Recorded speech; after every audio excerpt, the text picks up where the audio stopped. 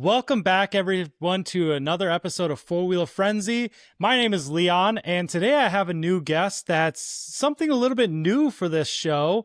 And I'd like to introduce my guest, Jason.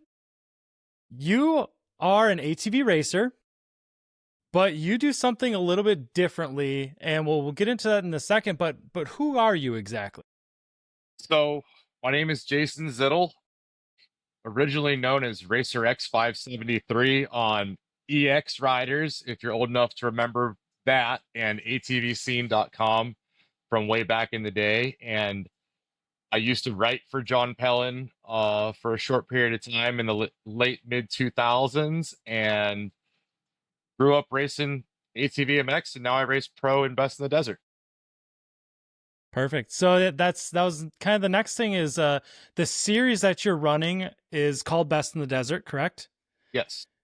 And again, like I said, this is something a little bit different from the people that I've covered in the past. We'll go into it more in depth later, but for a real quick, what is Best in the Desert? The first thing that'll come to mind when anyone thinks best in the desert is Vegas to Reno. That's the staple. For Yeah. best in the desert, it's the biggest, longest it was up until recent years. 500 miles across the state of Nevada, as fast as you can possibly go. Mm-hmm. Mm-hmm. And what class are you racing in the Best of the Desert? We're racing the pro ATV class. Pro ATV class. And on that one there, how many different ATV classes are there? So this year and in recent years, they've condensed because of entries. And Okay. so we have Open Pro, Open Expert, and Ironman. So you Okay. can run as a team or in the two classes, or you can run solo if you want to have bragging rights. Have you ever thought about running it solo and Ironmanning it? Yes, actually, I think 2027 may be my plan to Ironman. Okay. Okay. At the whole series or just one event? I'd like to try the whole series. A buddy of mine Okay. that raced pro with us. Okay. Brett Greenholtz. He's Okay. Ironman in the pro in the Legacy series this year. So Okay. I'm gonna learn from his mistakes. That's crazy. First of all, trying to do an entire race by yourself. Big props right there. But let's bring it back, and we're gonna talk about your career, Jason, and basically let's go into right off the bat on how you got into riding and eventually racing ATVs. So when I was a kid, my dad was in the Marine Corps, so we moved all around the country, and he was a farmer from New York. And we used to always go up to Eastern or Western New York and ride around on a LT 230 and whatever farm Okay. quads there were. And in 1996, my dad brought home an LT 80, and I think I was 8 or 9 years old, and Okay. we just ripped that thing as much as we could. Somewhere in the summer of 1999, we Mm-hmm. went to Weatherford Motocross Track in Weatherford, Texas, and they had an Okay. open quad class. And my dad told me we were just going to go watch. Okay. And there was 4 quads: an LT80, a Banshee, a Warrior, and a 250R. And Wow. my dad said, "Put on your helmet. You're going to the starting line." And that was 27 years ago, and he shot himself in the Wow. foot because he's still coming out to all of our races. That is crazy. 27 years. Wow. And so I'm going to go ahead and guess that you won that first race. I would call it a win. I mean, I got lapped by every single racer on the track, but all three of That was those weird. guys, all Mm-hmm. three of those other racers, they stopped and they waited for me at the finish line and cheered me on crossing the finish Wow. line. They That's said, so "Hey, cool, though. here's a little kid Yeah. kicking and crying, doesn't want to race," and they waved the checker flag, and we were hooked after that. Next week, my dad came home with a brand new blaster. So from an 80 to the blaster, I mean, but back in the day, that was kind of your stepping stone anyways. Mm-hmm. You know, Yep. you do if you started on some sort of 50, you'd go from that to the 80, 80 to the blaster, blaster to your 250R Banshee, whatever you chose to go from there. Yep. And but So the funny thing is, back then they didn't have the age rules they have now, where right. you had to be 16 to race anything bigger than a 90. So you remember Okay. Yeah. the 90 mods from back in the day with the Right. CR80s. Well, Yep. Yep.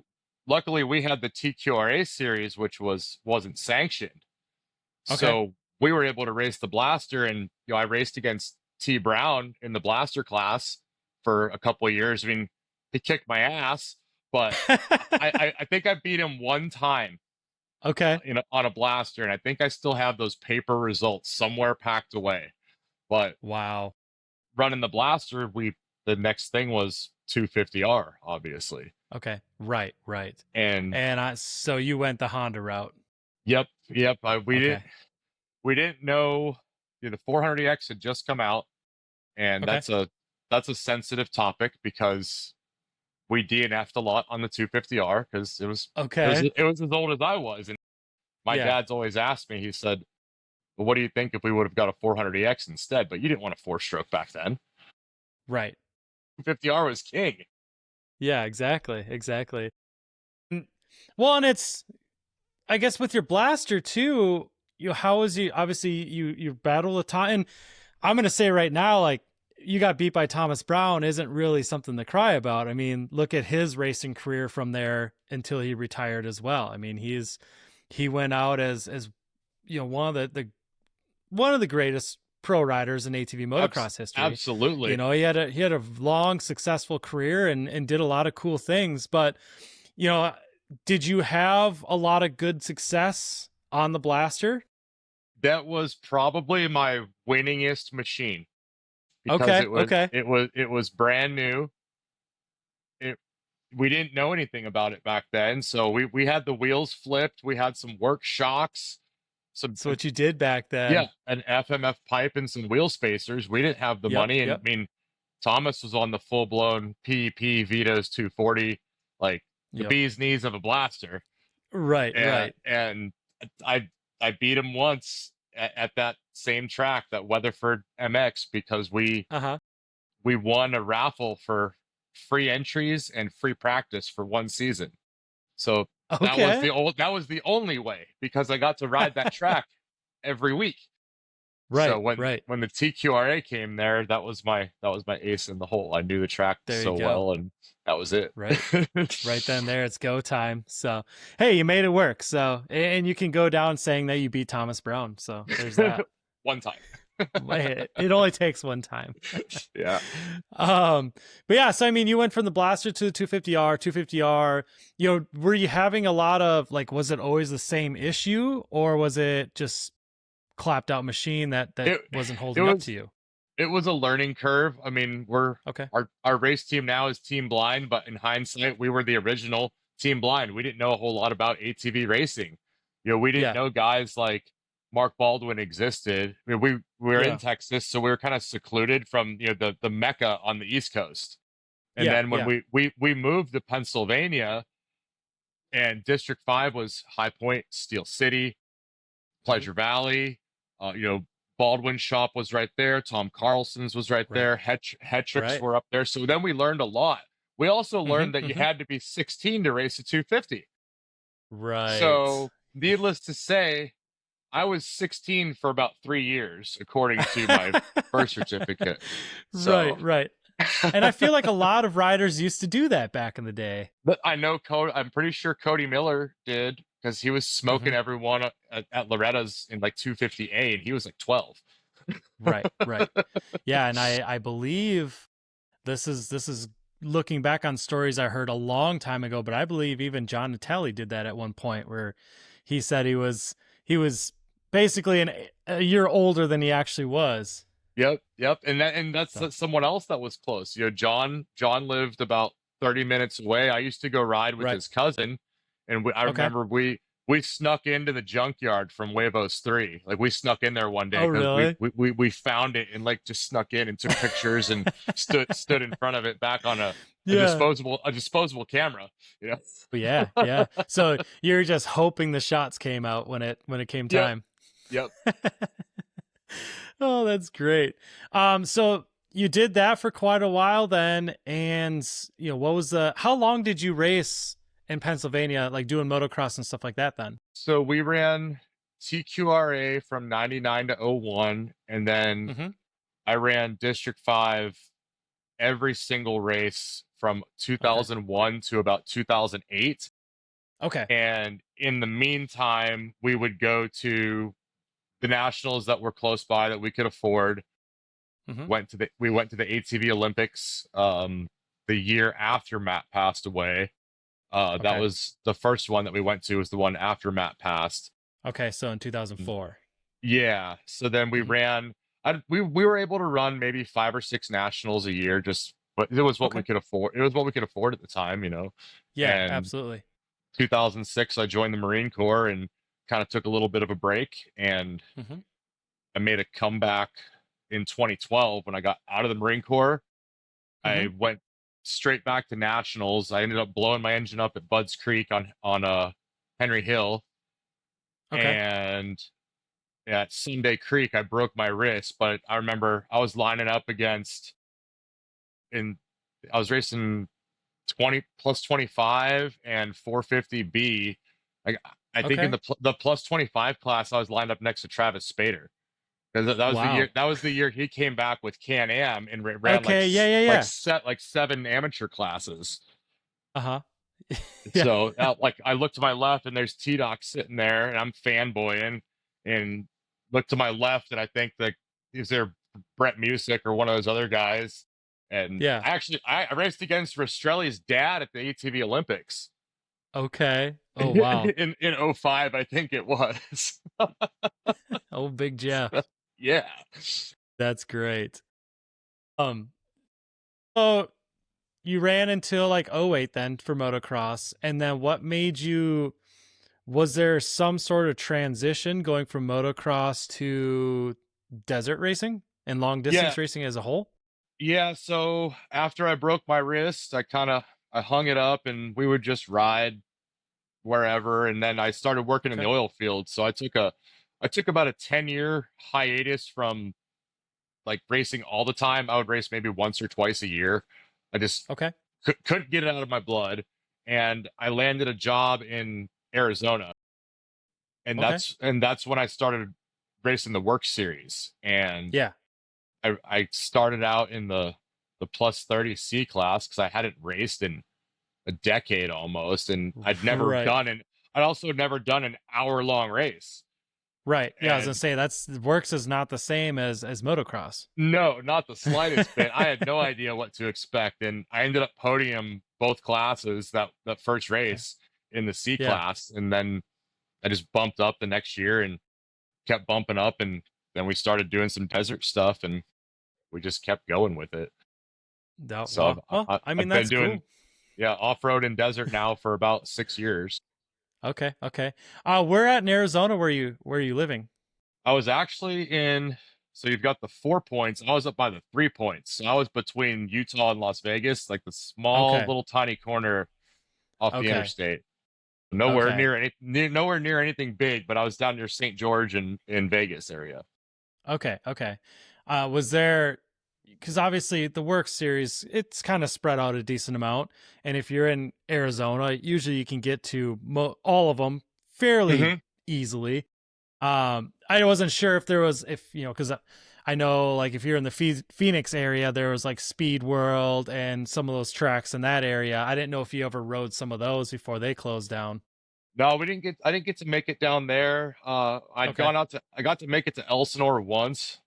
Okay. That was about like I think 4 or 5 hours, and Yeah. finally got to bucket list Glen Helen at the WORCS race, and then we ran there was a quad cross series, just like a 4 or 5 round quad cross series at Glen Helen for a year, Okay. and Yeah. so got all the Southern California bucket lists out of the way. then we discovered desert racing. Okay. Okay. I mean, it's really cool too, because like you said, the bucket list tracks, it's something that, especially with you, starting in Texas, going to the East Coast, those are tracks where it's like, man, that'd be so cool one day. And then you got to do it. And then let's talk about that too. How exactly did you fall into the desert race, best in the desert races and desert racing as a whole? So there's another series called Legacy, and they have a short race. It's called the Dirt Revolution, and no, I didn't know you could fix stuff and keep going. Yeah. I got I Right. got I got I got towed to a pit. I thought I would just start loading it up. They're like, "What are you doing?" Yeah. Like, "I'm done. I'm done." Right? Like, no. I'm like, "Oh, well, it's too late now. I'm already undressed." But that was the first run, and then I'm sure I don't know if you're familiar with the Square One Speed Channel. My buddy Ian that does a Hmm. bunch of the builds.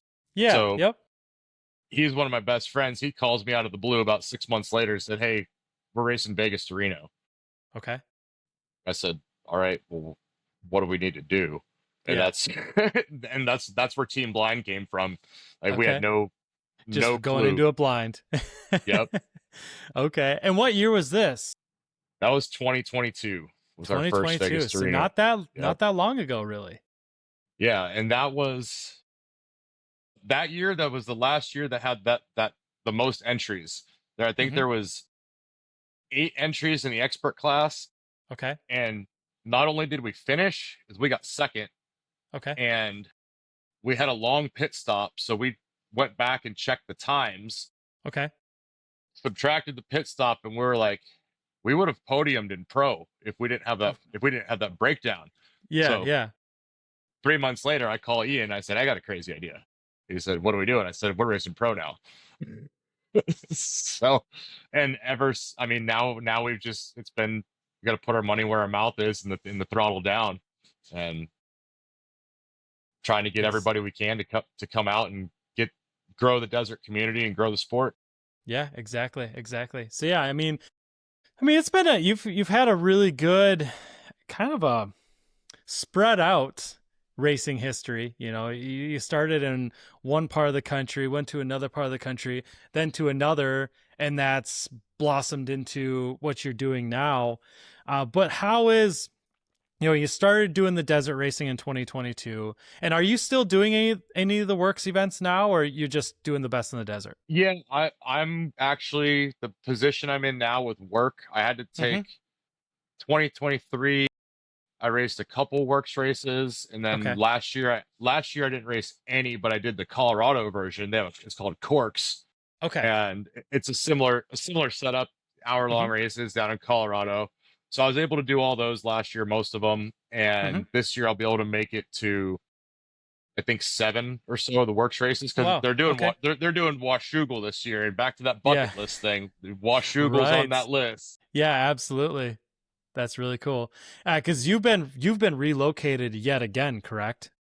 Yeah, so I live in South Dakota and I work in Oregon. So I'm on a rotation where I'm 3 weeks on, 3 weeks off. Yeah. And I had to get luckily thank God my boss let me switch to Okay. all the race weeks fell on work weeks before. And I said, Okay. pretty please switch me. They said, well, you need Yeah. to stay straight through. So I've been out here away from home for 6 weeks now, Wow. and Okay. I'm leaving tomorrow to head down to Vegas for the mint. So, Okay. Okay. but my wife will be on a plane. Okay. So All right. All right. Well, that works out then, I guess. um. Well, that's cool. So you now, and that kind of leads up to the next thing is the Mint 400 is this weekend. That is the first race of the year for you, correct? yes, Okay. Okay. and it's And also the first time they're gonna have quads pretty much ever. it's that was a big. I remember. When did they announce that? Was that last year that they were Yeah, having? they announced it in October. So Okay, yeah. I was the crazy person that started this whole, I don't even know what you want to call it now. Like when I talked to Matt Martelli, and he said, we don't know anything about quads. We're going to rely on you to promote this if you want it to happen. And I said, Hey, I'll fair enough. try. And Yeah. So That's crazy. And then when was the last time that you did race in 2025 or 2026, even if you have? 2025 was Laughlin in October. October. Okay. So, yep. So we did all 4 of the best in the deserts last year, Mm-hmm. and starting off strong now with the Mint Okay. coming in. It's the biggest race in the country. It's the first race of the year. It's the first time the quads have done it. So, Yeah, and exactly. I've been the facilitator of this madness. Yeah, right. And so I mean, really, when you're thinking about it in desert, obviously desert racing, you could probably go all year round because you're not really dealing with all the seasons, which I know, you do still get some weather in certain places in that area, Vegas and parts of Arizona and stuff like that, but you essentially get the same amount of off season that a TT rider, a cross country rider, or a motocross rider would get. Yeah, so especially for the Best of the Desert series, they had a race earlier. They had Parker in January, but Okay. that didn't include the quads. Okay. And I'll let the secret out of the bag. I told them no. They asked Okay. me if they should include quads, and I said Yeah. no. I said quad racers need time to prep. Stuff's Hmm. all broken from last year, Yeah. and especially with it being a new series, I want to go for the Mint. I want to make the Mint Hmm. the biggest thing that we can for quads, and Yeah. that's kind of Yeah. where our focus was. Okay. Okay. And so obviously Best in the Desert is the series. And if you don't mind, kind of break down, exactly. Yeah, I'm sure most people have heard of like the Baja races. Um, what actually entails, what does Best in the Desert really do? How long are the races and such things like that? So the Mint is a loop race. So it's just you're doing laps, but there's 60-mile laps. So you've got one pit in between your or 2 pit stops about halfway through the race, and we'll set up our crews and set up our fuel and tires, parts, tools, Hmm. and then this particular one is going to be more of a spectator race. Like this one of the Mints is one of the very few races you can spectate for a desert race. Okay. They have designated spectator pits. They make a party out of it. There's Okay. VIP beer tents. There's all that cool stuff. Yeah. And we start on an infield as actually part of the WORCS course in Prim. So a lot of the guys are familiar with that already, and we'll go Yep. 60 miles, and it's a GP finish. So when the first pro motorcycle crosses the line, that's when the checkers go up for everybody else. And Okay. well, speaking of the pro motos, we have an equal number of quad pros entered as the open pro motocross or motorcycle class. That's So crazy. we are 1-to-1 with those guys as of right now. That's really cool. Uh, so the stationary loop races, they're a little bit easier logistically because Hmm. you set up shop in one spot. Yeah, Um, exactly. the Vegas to Reno, the point to points, that's where it starts getting tricky. Right. Because Um, your pits are moving, correct? yeah, so Yeah. you've got 15 pits over the course of 500 miles, Okay. and we're on a '05 Honda, old school. Yeah. Oh, yeah. With the we've got the IMS dry brake set up, Okay. and we're 3.7 gallons at balls to the wall. We're lucky to get 60 something miles per tank. Okay. So sometimes you got to carry a little bit of fuel. I pushed the quad 2 miles across the finish line a couple years ago, Wow.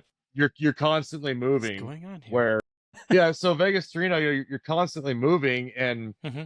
we started out from scratch. We didn't know Hmm. shit about desert Yeah. racing. So Yeah. and a dump can. Anybody knows anything about dump cans knows it's an investment. I mean, you're $800 just for a gas can. You're like, Yeah. what is this? It's And crazy. then and then you realize you need more than one. And Right. so we're borrowing gas cans from other people, but on a sidebar for anyone that did want to get involved in it, there is a companies called Baja Pits, and they do the stuff down in Baja where they are your pit crew. They're there at every single pit to fuel you up, and you can pay for their service. Hmm. Yeah, we're broke. We're quad racers. Right, right. Well, and So you know, eventually, oh, go go ahead. for it. Oh, I was go gonna say ahead. Finish your story. eventually. I'll ask you a question. Yeah. I was gonna say eventually, my dad said, "Hey, I'm sick of borrowing damn dump cans. Merry Christmas." So he bought us a dump can, and then Uh-huh. the three of us on the team, we all split another one. So Okay. well, now we can. We used to have to leapfrog the dump can to beat the racer to the pit, so we Oh, could wow. get fuel. And Yeah. so you're constantly moving, and Yeah. it's just as much a race for the pit crew, and that's the best part, is just like the excitement of watching all the logistics fall into place, Right. and then Right. also not falling into place. And it's Yeah. Yeah. when you're riding down the highway and you see your racer out in the desert next to you, Yeah. and you're looking at the tracker, and you're like, shit, he's gonna beat us. I'm like, I got my 70-year-old dad doing 100 miles an hour down the interstate trying to beat the race bike. So Yeah. Yeah. Because I mean, I guess that's the other thing too is, like we just said, the pits are moving. It's not like your pit crew is going down the same path that you are. They have to navigate the roads to get to that next point. So, mhm. let's say, obviously, we all know the traffic. Talk if anybody follows rally racing or anything like that, the traffic doesn't care if you're in this Nope, race. So nope, not at if all. your pits are going down the highway and there's a car accident and traffic stopped, your pits are stopped. Oh yeah, So I mean, there's a lot of variables there's that can been happen there. yeah, there's been cattle drives, like you name it. Yeah. Oh, I Like can a imagine. guy on a bike hit a horse 2 years ago at Silver State 300. Like Wow. this, anything you can imagine can happen, Yeah. and that's the glory of the desert. I mean, I was talking to Lenny Duncan, and I told him, yeah, we said we're the hobby pros. We're the guys that are right now. We were the fastest guys out there. So we're just gonna. And I said, when the real guys show up to kick our ass, Mm-hmm. to Mm-hmm. let them come on out. And he said, hey, don't sell yourself short. He said, you're racing against the desert. You're racing against the clock, because anybody can win. Yeah. It's true. There was a 60-year-old man on a bone stock Raptor, Wow. Ironman Vegas to Reno last year. It was his first race ever. Wow. It still had his farm plate on the back of the grab bar. Like no bead locks, no nothing. Bone stock. That's Said he used crazy. it to round his cows up, and he decided Okay. to race. How did he finish? Or did he finish? Oh yeah, he Oh, finished. perfect. That's I think crazy. I think the Ironman class was the biggest class, and he beat people. Like Wow. he didn't get last. Yeah. So true Iron Man right there. Yeah, absolutely. That's so crazy. So yeah, I mean it's when and also so you said that you're getting about 60 miles out of a tank of fuel. Yeah, give or take on a good And day, what is depending the on the what's the capacity of your IMS tank? IMSs are 3.7, which ironically you're only getting a quart or so, because a stock '04 to '07 tank is 3.4. Right, right. And it depends on what you're running. Mm-hmm. We've got a couple 450, like mildly built, reliable 450s, and then we Mm-hmm. have like a freak 480 that we run. Okay. 13 to 1 oversized valves, taper board Mm-hmm. carb. Yeah. It's just that's a ticking time bomb, but it moves. Right. It's in all the '04 '05 stuff. It's I stockpile parts like for those things because you can't get And them. And sadly you have to, yeah.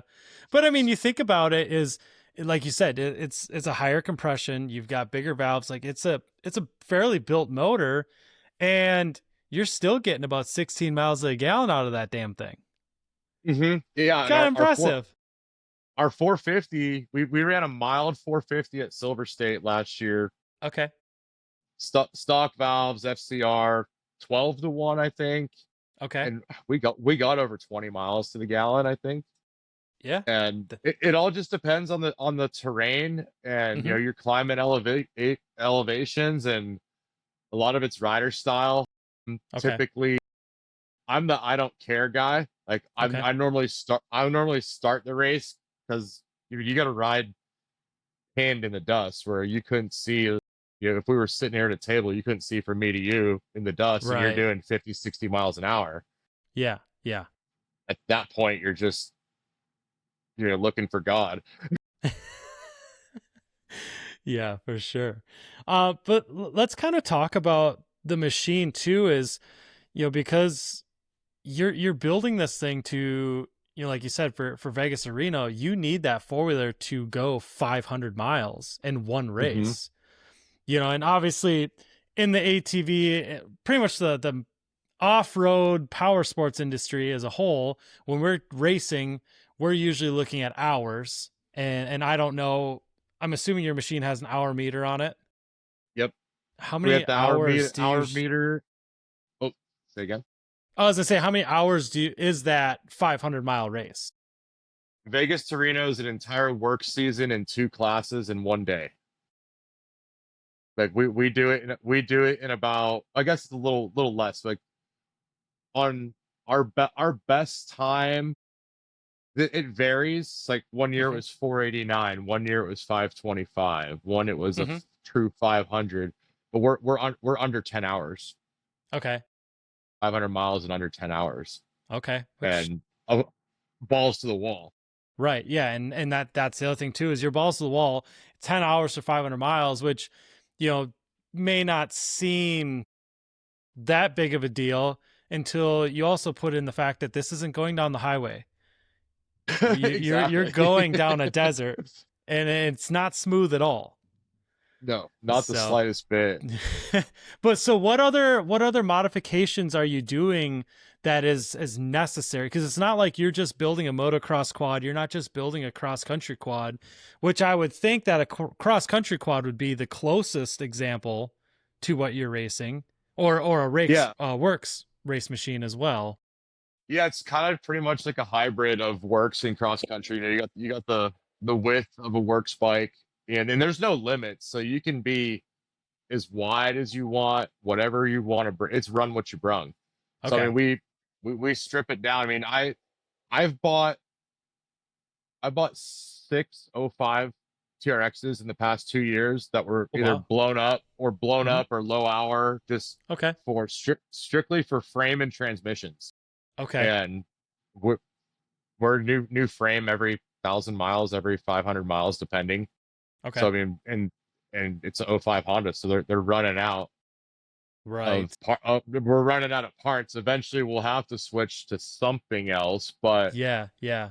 the first thing, it's getting stripped, Lone Star gusset kit, Hmm. custom axis shocks. We have varied front ends, different suspension subs. We typically run a roll design, Okay. Texera linkages, and we'll either have Micah at Axis build the shocks, or Okay. Clark Jones at Nolene.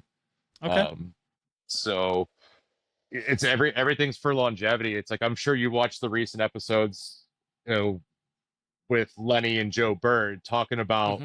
the the lifespan of parts, Right. and we're doing that in a day.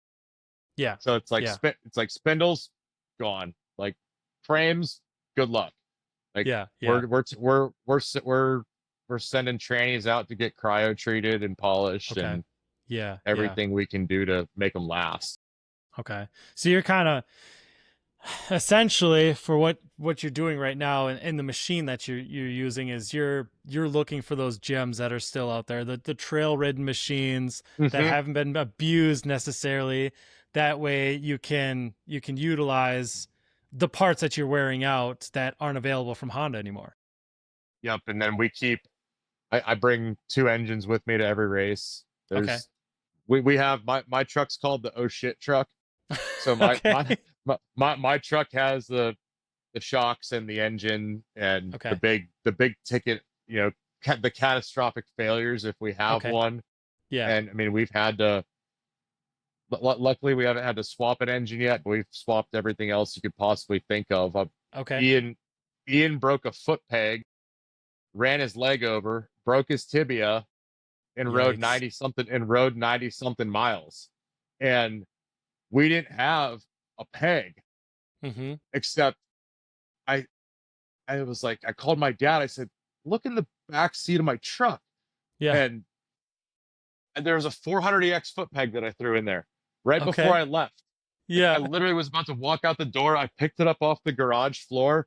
I almost threw it away and I just tossed it in the back seat. So for anybody that's wondering, a 450 and a 400EX foot peg is the same. It will work anyways. Mm-hmm. That's crazy. Luckily you had it though. Yeah, and that's the hardest part is you don't know what you need until you need it. Right. So Right.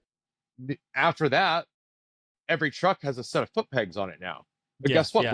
We haven't needed them since then. But it's Right. like, Of course, because you you know, have them. yeah, it's like having a firearm. It's like it's nice if you don't need it, but if you need it and you don't have it, it's Right. Right. You're gonna have a bad day. yeah. Yeah. And so I mean, essentially, and it's just like with a lot. I mean, GNCC, it's you probably don't really need to bring a lot of spare parts because if you break down at a GNCC, you're done. But at a motocross race and stuff like that, I mean, depending what level you're at, but if you're at a high end level, say a pro class which you're in, you essentially need a complete quad ready to go in the pits. It's in parts of obviously, but you need Yep. everything. Yeah, like I saw how Joe Bird would change clutch. He talked about everything they changed in between motos, and like Oh yeah, yeah, that blew my mind. yeah. Because I mean I grew up with before I was there out of the nationals before everyone was Hmm. doing at that level. So it Yeah, was yeah. those guys were essentially, unless you were Tim Farr and some of those guys, like you didn't know what Hmm. was going on in the pits. It was you were seeing bikes getting blown up and towed off, and Yeah. well, for us, it's you they have a designated pit closure time. Okay. Okay.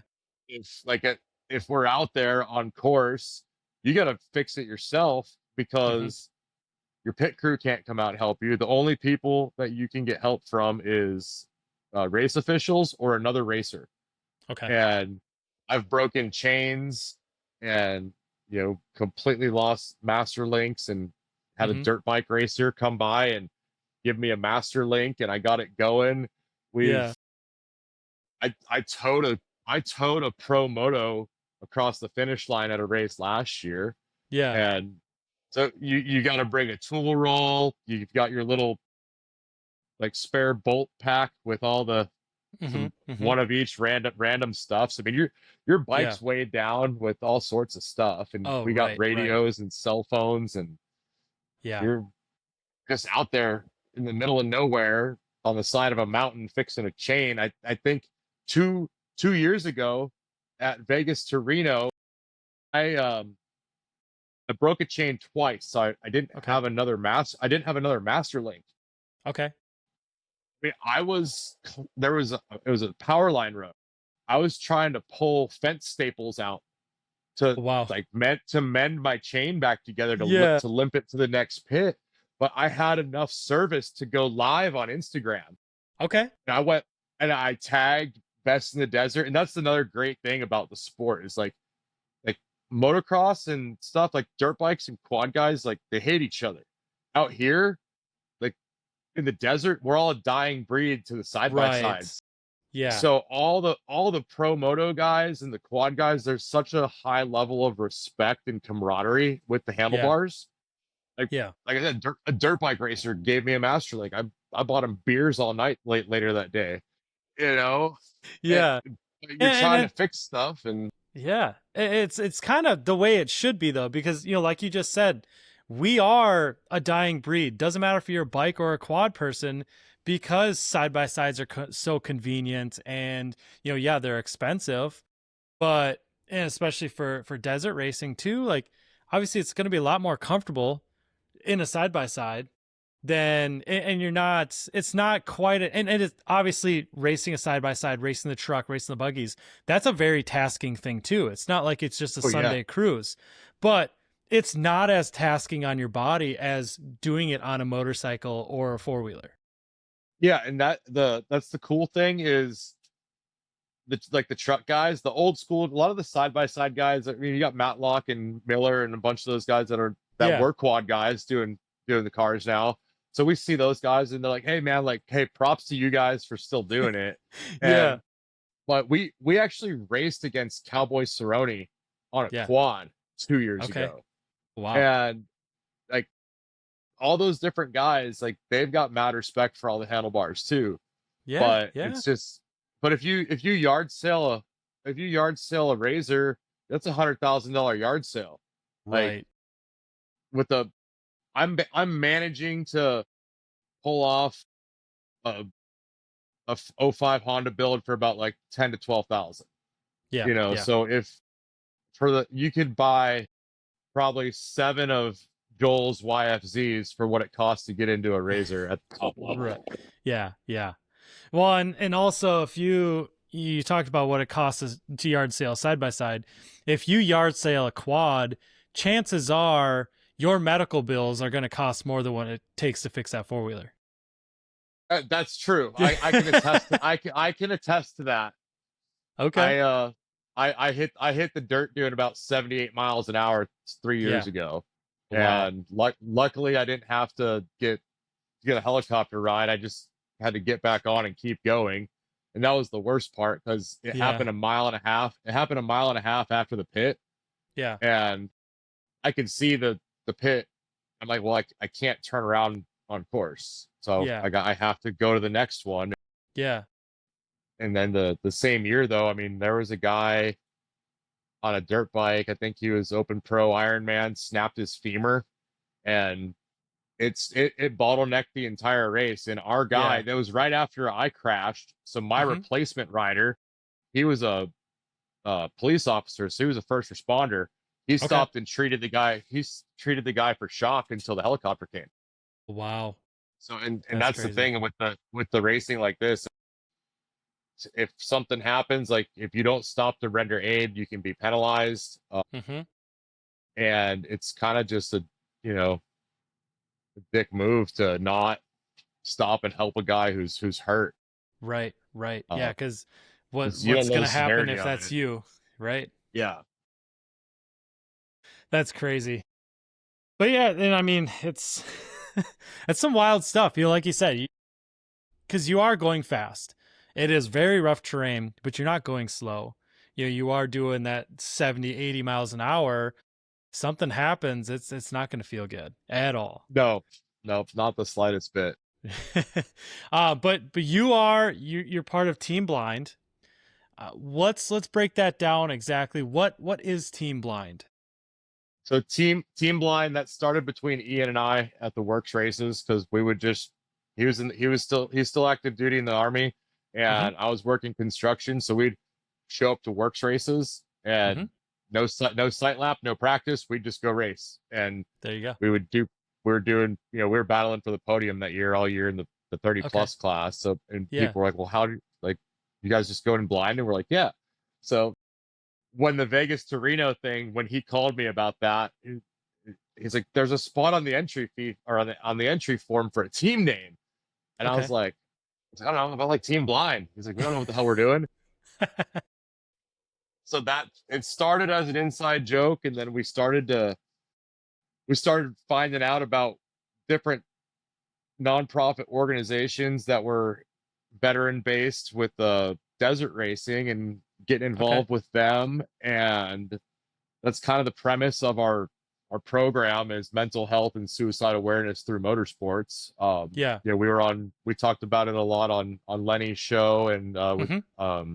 Mitch Reynolds and Big D over there at Remain in the Race. Yep. Yep. Um, that's pretty much the premise for this thing. And then we started meeting guys that, you know, amputees, and they said that me and the one guy, I'm sure you've seen. Have you seen the Cyborg ATV, the fully hand control 450 that we Yes. built? Yep. Yep. So the guy Adam that inspired that, we were sitting at the race shop before the first Vegas to Reno and having a beer, and he said, "Man, I wish I could do this." And I said, "Well, why not?" He's like, "Bro, I don't have any legs."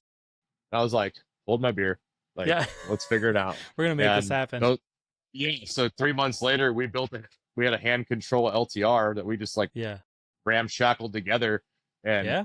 three guys with two complete legs did a 210-mile race. That's cool. And now we're on our third adaptive build. I'm actually building one for another buddy of mine right before the mint, and Okay. he's a adaptive, and he's gonna race the Ironman on a YFC. That's cool. That's So, very cool.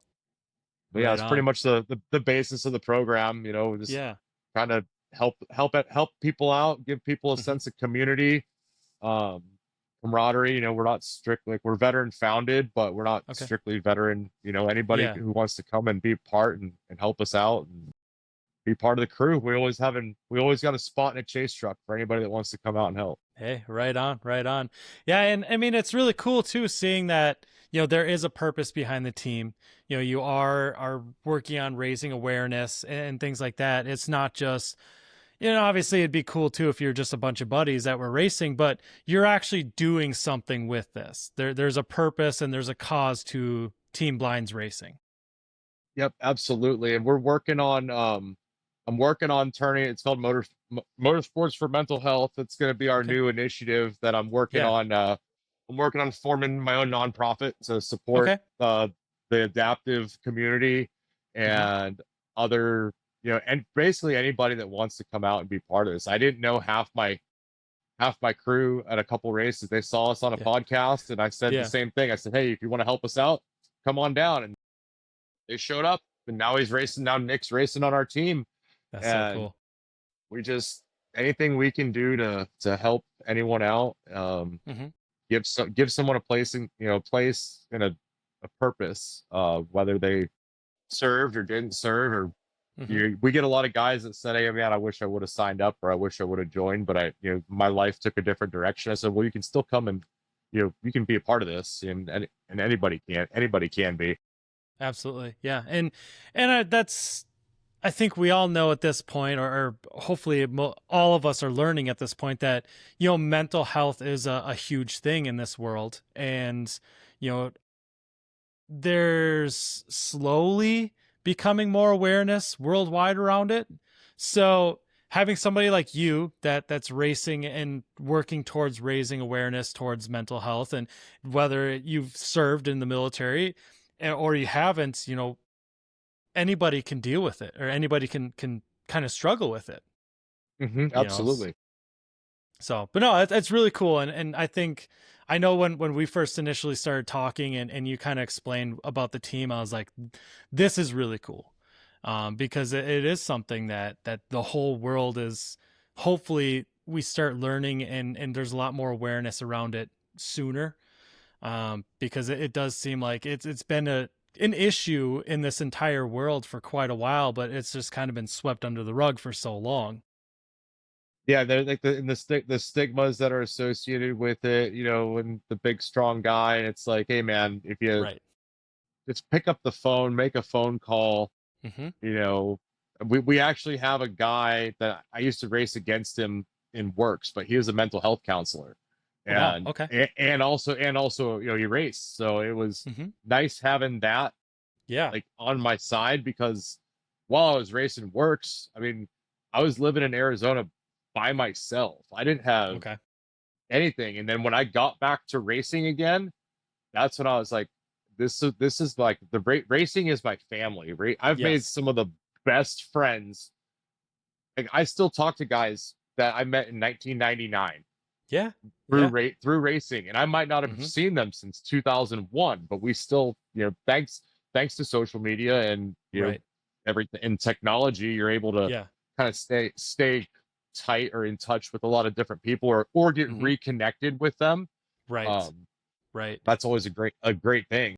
Yeah. Well, and it's crazy too. Like, well, you said that you meet all these people through racing, and you may not see each other for 5, 6, 10 plus years, but when you do Mhm. see them, it's like that time never happened. It's like, Yep, hey man, what's going on? I haven't absolutely. seen in a while. Like, what are you doing? Yep, and I It's think anyone you've ever met that races says that. Like, that's the beauty of it. It's not like guys that met up with someone they played football with in high school. It's like it's just right. it's just not the same. If you've never raced, you wouldn't understand, Right, I right. think. And whether you drink or you don't drink, it's anybody can just sit around and just you're always going to have those race memories come up, and next thing you Hmm. know, there's a whole night spent just talking about the old days, talking about the race stories and what happened here, what happened there. I mean, yeah, it happens all the time. Yep. And like So I was on the phone with Joe Toll before we got on here, and yeah. I mean I've known Joe through, with we used to go do demos for ATV Hmm. Scene Yeah, yeah, 20 years ago almost, and right. we still talk about some of the rides and the intro rides we went on, Yeah, and yeah, or, hey, you remember when this guy crashed or when this happened? And it's, I don't know, I think it's a beautiful thing what racing can do for, I think, the entire world. I think yeah, everybody should try it once of some way, absolutely. shape, or form. Yeah, yeah, and Joe's one of those guys too that I talk to Joe, and that's the other thing too is any talk with Joe is not a short talk either. No, I absolutely mean, not. it's usually at least an hour, if not longer. But Yep. yeah, I mean, That's our he's one of joke. those he's one of those weekly phone call people. I do work with Joe on different things, and not going to tell too much right now, but we have some things in the works right now, and he's a great guy, and I've told him this over and over. I met him in 2023 when he and Leonard came and filmed it was kind of like a team intro video for 4130 Motorsports that I work with. And as I didn't know Joe by the name, and I did never seen Joe, but we picked him up from Max Lindquist, and I picked him up from the airport, and I hear this guy in the back seat talking. I'm like, You do his voice. I know this voice. And then he's talking about different shit. I'm like, I listened. I told him, I'm like, you're from ATV Scene and ATV on Demand. He goes, yeah. I said, when I was in school, I watched the ATV Scene Project Blaster video about 1,000,000 times because I had a blaster and I wanted to build that blaster.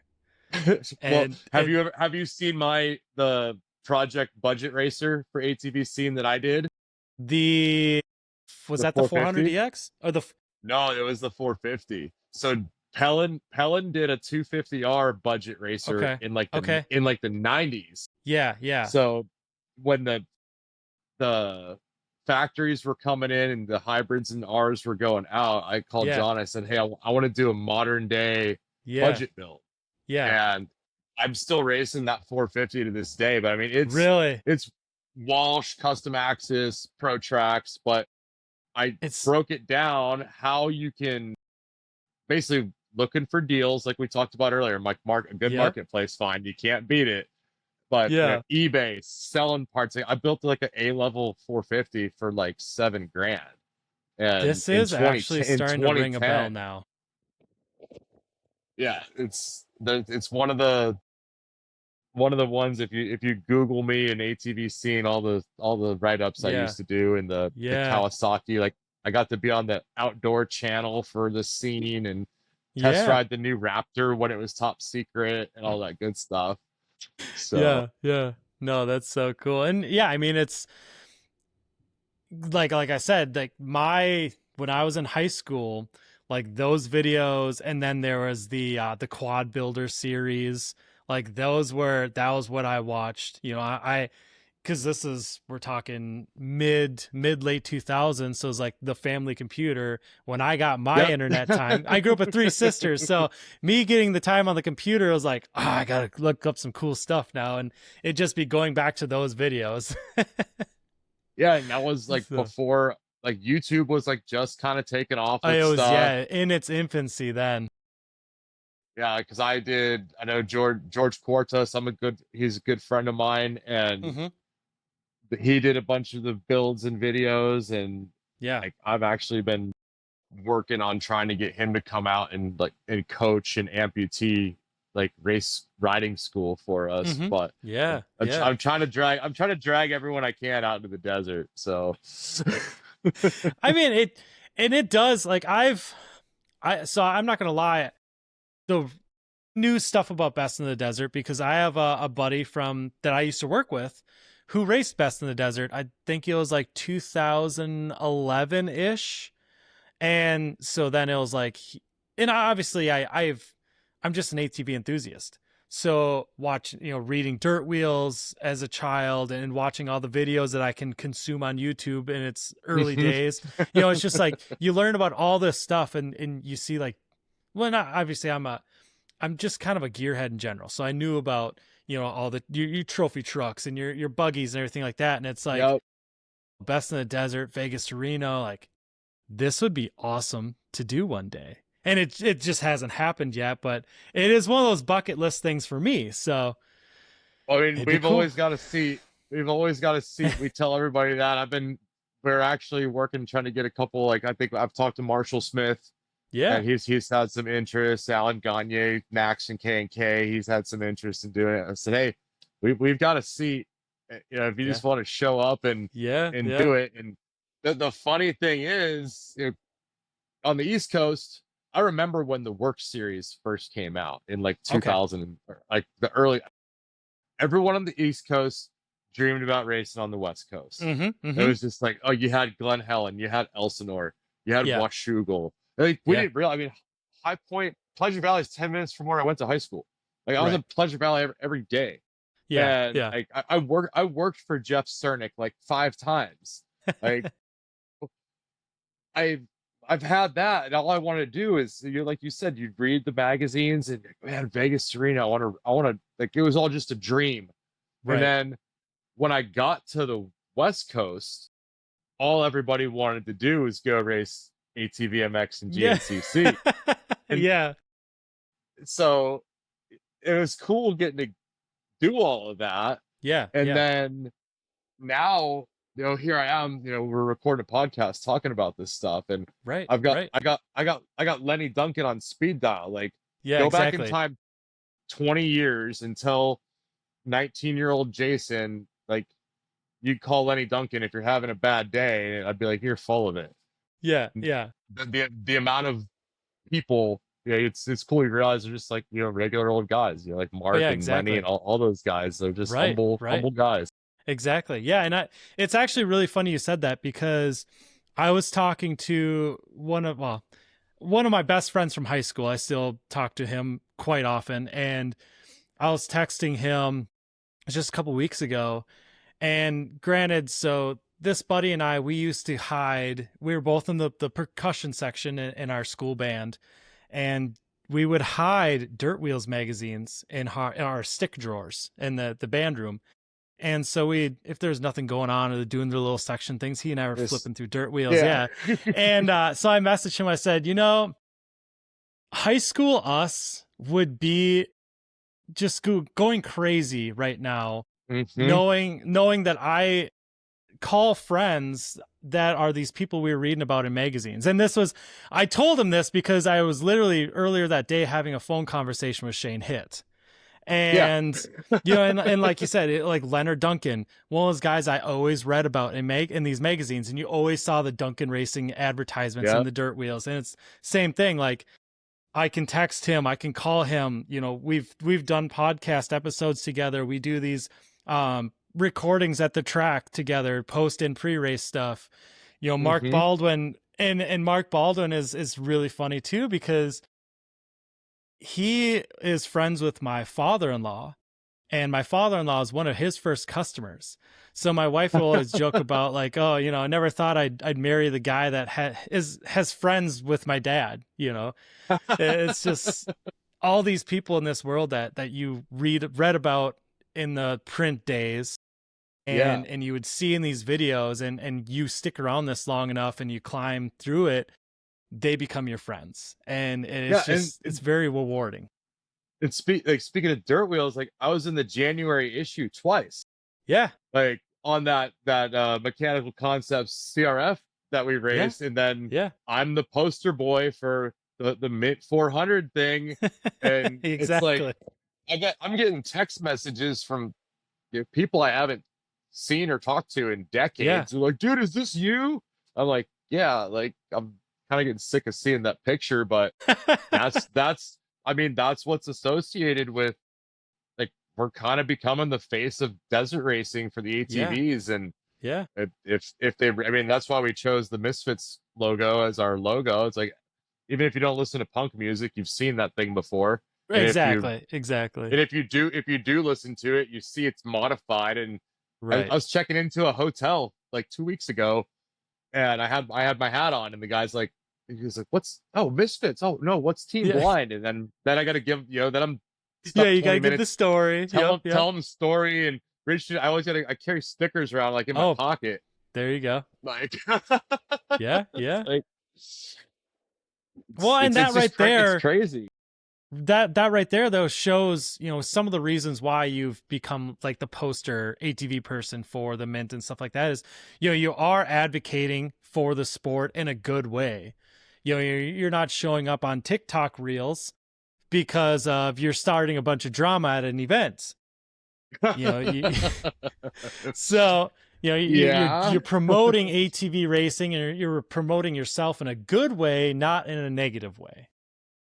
Yeah, I was just talking when I was talking to Joe. We were talking about some recent happenings that just happened Yeah, over the weekend. you're right. Uh, it was, Yeah. well, all press is good press apparently, but in the quad world, we want to, especially in the desert world, because like we were this close to not having like another series this year, Okay. and because of entry turnout, and Yeah. luckily, you know thankfully for Brian Folks from Best of the Desert, the owner, and Nick and Megan, they're the his right hand crew. Mm-hmm. They have helped us out so much, and the stuff that I've been doing to try to get entries. I mean, it's quad racing, like we're running on maxed out credit cards and fumes, Yeah. and I think that's just it's racing in general, isn't it? yeah. And I try to help out as much as I can, like with guys that are trying to get to the race. If they're, I mean, we were able to pull together $1,000 in like less than 24 hours, just to get 15 minutes of helicopter footage from the Mint, Wow. just Yeah. just so we can have promotional material to give to them Yeah. for next year, Yeah. and to let them know that we're really invested into this. Like I'm going to, they have a volunteer work the weekend before the race to go clean up, to do desert cleanup Okay. prior to the race, and so I, Oh I wow. Yeah. volunteered. I'll be there. I want to be the face of the quad community, and Mm-hmm. Mm-hmm. just everyone that comes across us, just respect quads, and know what that. I told everybody. I mean, I started that Facebook group for the Mint 400. There's almost like 300 people, and it's been around for like a month and a half. Yeah. And Yeah. but I told everyone, hey, just be respectful, be nice. Don't you never talk badly about a promoter or a course, because you don't bite the mouth that feeds. Because if they say, hey, all it takes is one, all right, no more quads. And we've Right. all seen that happen, whether it was Exactly. motocross, cross country. We've Mm-hmm. seen venues get pulled from the schedule, and that's the last thing we want. We want to be able to have a place to pursue our passion still. Yeah. Absolutely. Absolutely. Yeah. And I mean, you, you've seen it, the races, the tracks that you used to be able to race at in Pennsylvania and stuff like that, that, either don't exist anymore or they just don't allow quads. Yeah, like I can't believe Steel City doesn't exist. Like, just to even Right. have that off the bike schedule. Yeah. And Field of Dreams, they had what, WPSA race there, Yeah. I and believe so. that Yeah. that was like 2010, I think, and that Mm-hmm. track doesn't exist anymore. Right. We went from 5, 6, 7 tracks in District 5 to Mm-hmm. 0. I think they still do quads at the PAMX, but it's like the District 6 Ultimate Quads or series, or Yeah. Yeah. I've D6 now. Yep. yep. So I mean, it's just we got to be able to keep our riding spots open and do whatever Right. we can to contribute towards the off-road community. Luckily, Yeah. everyone's starting to Exactly. kind of hate side by sides because of what they Yeah. do. So Exactly. Well, and it's not only that I mean, and if you only look at motocross and stuff like that, you don't realize that, there's a lot of these off nation known off-road parks like Moab that are Mhm, shutting down to side by sides or sections of side by sides because of how badly they're eroding these parks compared mhm. to 30, 40 years of trucks and Jeeps and stuff going over.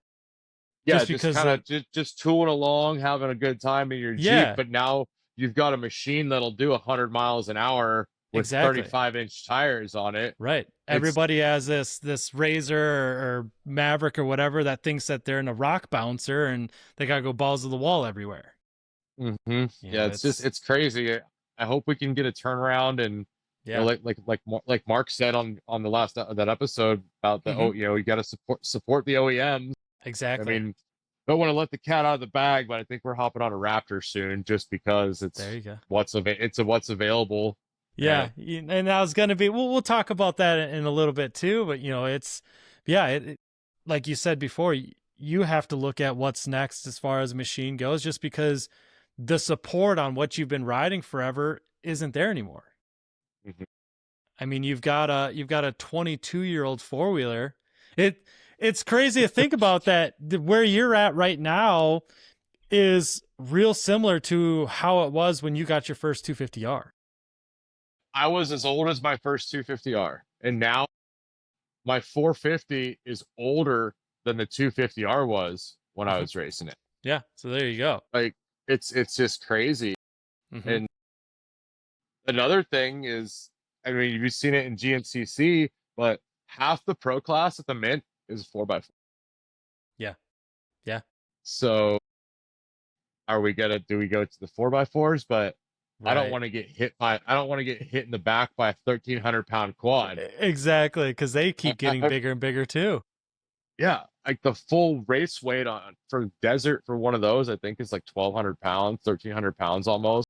Yeah. And I mean, I've taken a 450 to the back at speed before, and I walked away from it. You're not walking away from crashing one of those cars, basically. Right. Yeah. Because I mean, you think about it, that is about the weight of, say a Yamaha Rhino when they came out. I mean, that's you remember when those things first came out? Like when they started racing people those? Tried racing them? Yeah. Yeah. Especially in that area, your Arizona, California area, they did a lot of that stuff. Yeah, I look at some of those things. My buddy has an old, I think it's a Razor 800. Oh boy. And I was like, you raced this thing? And they're like, yeah. I'm like, man. Yeah. Like, and then if you're I'll take a Volkswagen. Right. And if you're a real hot shot, then you got one of those SR1 buggies, which is the 1000cc sport bike Yamaha Rhino contraption. Yeah. And now look where we're at. I drove one of the Aces, the single seaters. Yep. Man, that was my first experience in a high performance, like side by side single seater. Yeah. Like I'd driven like an Odyssey or a Pilot before when I was a kid. Yeah. And I'm thinking, I'm like, no, dude, like 100 miles an hour. I'm like, holy crap. Right. Like, right. You can scare yourself real fast. And yeah, absolutely. And those weren't that sporty either. Yeah. But yeah, so I mean the Mint 400's coming up very soon, obviously. And then that's kicking off. And I guess that's the other thing too is, how much time do you have in between races? Because you're doing a lot more prep in between rounds. Yes. So it's kind of, I mean, if you're at the pro level of moto, I would say those guys are doing more in a shorter period of time because they have less time in between. Like you're going to nationals, every 2 weeks almost? Yeah, we basically get a week and a half in between rounds before you got to be on the road again. Yeah, so in the Best in the Desert series, if you're just running that, we had like roughly 6 months from October to March from Lawton to the Mint. Between the Mint and Silver State 300, we'll have 6 weeks roughly. So that's kind of like a tight one. And then we have all summer. We have until from April until August to prep for Vegas to Reno. Okay. I mean, you build quads, you know how it goes. Like you think you have all this time, and then next thing you know, it's where's this, where's that? You're looking for parts last minute. So we actually are gonna have. I wasn't able to have what the bikes I was supposed to have ready for the Mint. I didn't have those ones done. Life kind of happened, and or build a new house, all kinds of other stuff. But Uh-huh. we're working on having two identical machines to Okay. where we're almost. I have enough stuff where I can have a full machine ready for each race, Okay. Okay.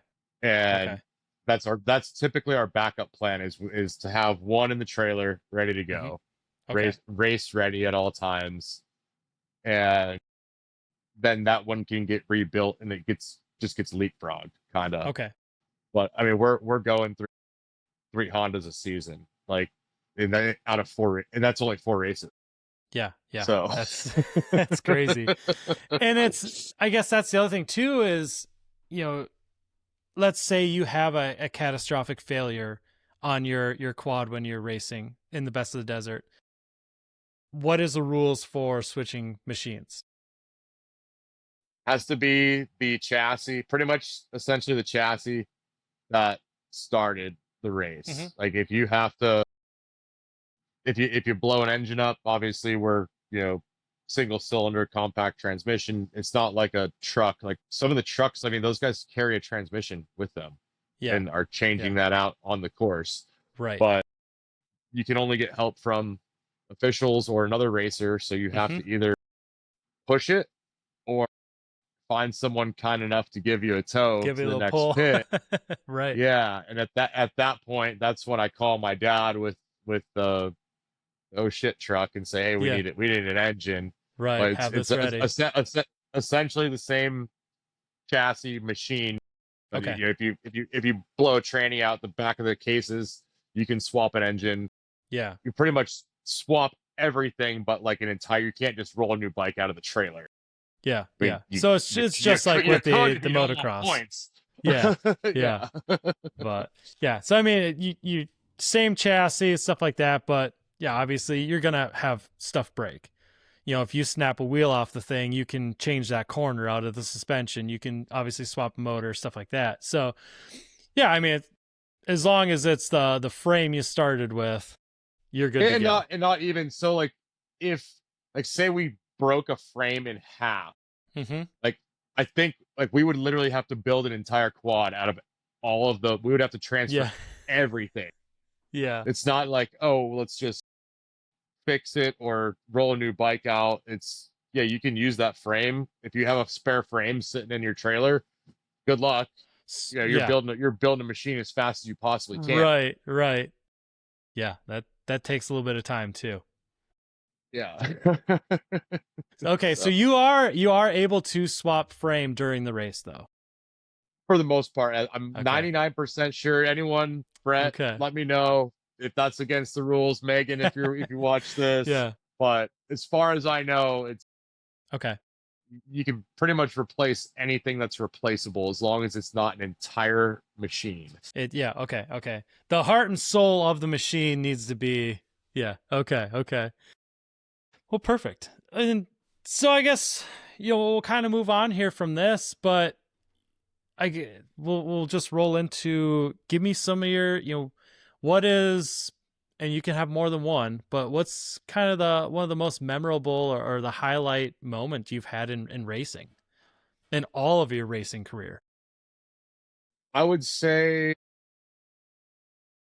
I would say the one that takes the cake would be Glen Helen WORCS race 2021. It was a bucket list race. Obviously, it was my first year back to a full season, and called my dad. I said, "Hey, I'm racing Glen Helen. Will you fly out for it?" Mm-hmm. And he was on a plane to Vegas. I picked him up on the way to Glen Helen.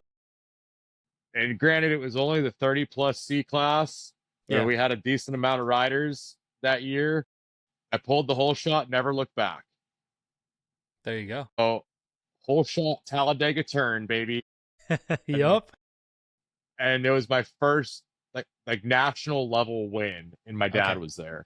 So Yeah. that was probably the most rad thing that I could think of, except for the fact that my next class was immediately after, and I had to pull right back on the gate, Wow.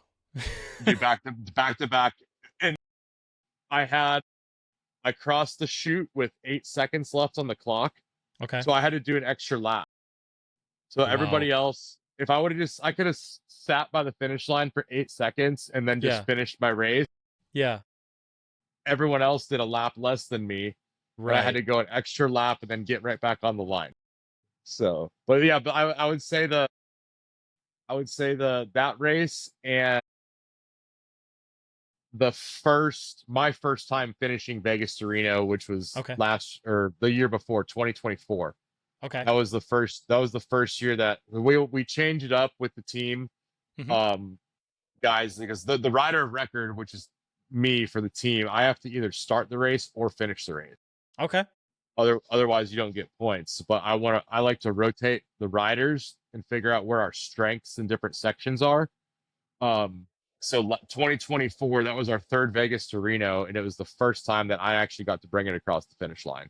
And That's super cool. Yeah.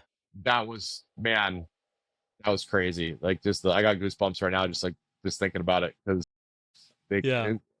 the small desert community. I mean, they know who we are, so like we get a pretty good amount of praise and applause from Yeah.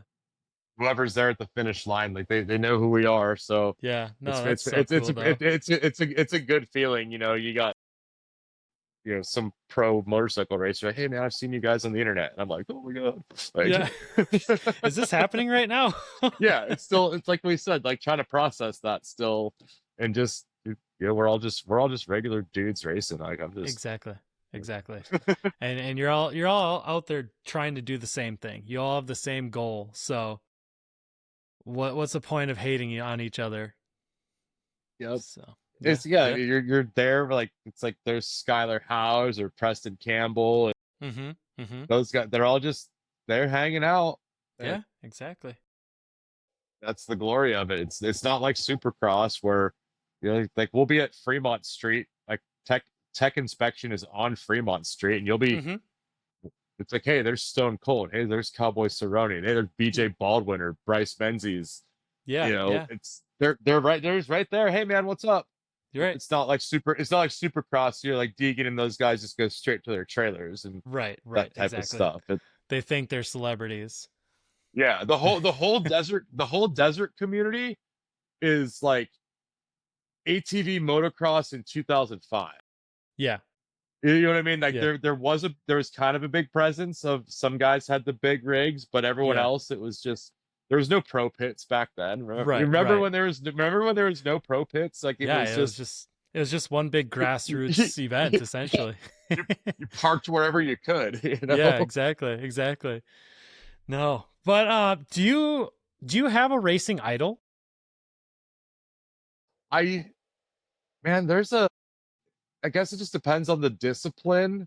I mean, obviously Matt Bartosik for sure. Mm-hmm. I Yeah. mean, they were right down the road from us. Mm-hmm. I remember watching him locally progress. Like he would come out and do some of the locals leading up to the nationals, and I mean that's why we run number 88. Like I reached out, I've been in touch with Debbie for decades Yeah. now, since Yeah. we've had a 88 sticker on everything we own since like day That's awesome. one. Yeah, yeah. That's why I still run the number. And I'd say Matt Bartosik. I mean, Joe Bird was always one of my favorites growing up. Mm-hmm.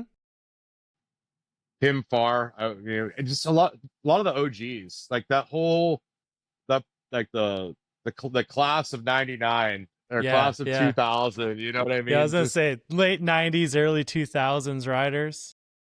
yeah, I would say definitely Matt and Jeremiah, Yeah. probably like Jeremiah is the reason I wanted a Legger Pro Tracks with custom axis shocks.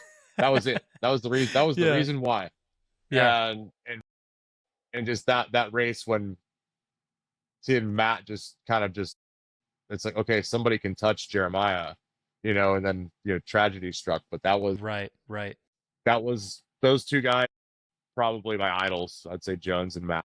Yeah, yeah. No, that's really cool. I think those are two really good riders to choose. And obviously Jeremiah's still around and still going to the racetrack, and he's somebody that I plan on having on here soon too, because it was a lot like when I sat down with Debbie. obviously you and I know the story of Matt and what happened and how 88 Live to Ride started and why Debbie is so dedicated to this sport as well. But we are unfortunately we're an older era of rider at this point. Yeah. So these young people, they just see Jeremiah Jones as that guy supporting, representing Hinson at the motocross track. They don't know how much of a badass he was. Yeah, And like and the same thing with fastest Matt. And man on four. Like, yeah, he was, it's yeah, crazy. yeah. Like, I He remember watching Jeremiah at it was High Point 2003. It was the year the YFZ came out. uh-huh. Um, he got a flat tire somewhere off the start, Mm-hmm. and this was before tire balls, like run flat systems, all that Right. stuff. He Yep. went from dead last to third place, and he With was a on that flat. yeah, he was on that yellow LRD frame bike, and it was just like, holy crap! And just watching, he was just an animal. Like, if you knew he was coming, like it was just he would hunt you down and just pick you off one by one by one by one. It seemed Mm-hmm. like from Yeah. 01 to 03 those years. Yeah. Yeah. No, and that's another one of those guys that you text or have a phone call with, and it's like, this dude is and was a complete badass on a four-wheeler, and now we're just shooting the shit. Yep. So, uh, but I guess I want to talk about the future first of all. Where do you see Team Blind in the future? You said possibly 2027 doing some Ironmans. Where else? What else do you want to see, and where do you want to see Team Blind go? Well, I mean, team itself, I'd like to see it kind of continue for basically, like what it stands for. Just as a place, a community for people to like. I want it to be basically like you see it everywhere, like the metal militia, except Mm-hmm. with it has a different meaning to it. Hey man, like Right. I see that, I know what it is. That means something to me. I'm working on turning the motorsports for mental health Mm-hmm. Belt Life initiative into a full-blown nonprofit organization. I'm working on we want to keep building adaptive ATVs. That's Mm-hmm. one of my focuses and concentrations is building adaptive ATVs, whether it's Mm-hmm. for veterans or anyone that might need it. And they say with age comes the cage, but that'll never happen. Yeah, you Like gotta unless resist. unless it would take a lot of money to get me off a quad. Yeah. Granted, Yeah. I love it. And that's why I do it. Mm-hmm. Mm-hmm. But I would like to see the team continue with or without me, no matter what happens. Yeah. Pass the torch on to anyone else that wants to represent or rock the emblem, and Mm-hmm. and Mm-hmm. as long as they stay align with what we believe in and what our core values are. If I Iron Man, I expect there to be a group of guys, and if not, I'll have a machine. Like that's the I want to have an entry in every single class, Okay.